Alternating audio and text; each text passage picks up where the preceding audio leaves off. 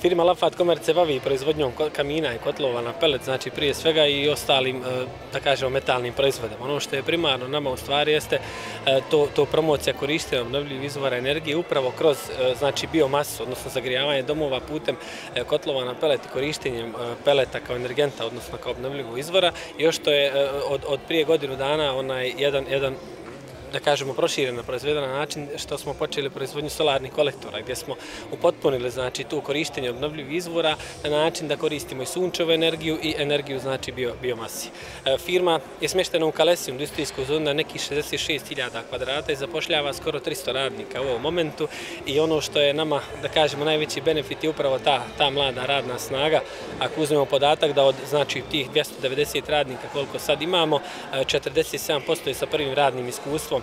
što znači da mi jako puno ulažemo u razvoj, da kažemo, vlastitog kadra, osim toga jako puno ulažemo u razvoj, da kažemo, načina proizvodnje i samog generalno razvoja proizvoda. Pa samim tim, recimo, mi smo prvi u Bosni i Hercegovini napravili kotao sa automatskim čišćenjem, pa smo ga nazvali kotao serije Smart, gdje smo recimo podigli komfort korištenja, odnosno, da kažemo, promijenili način korištenja zagrijavanja domova.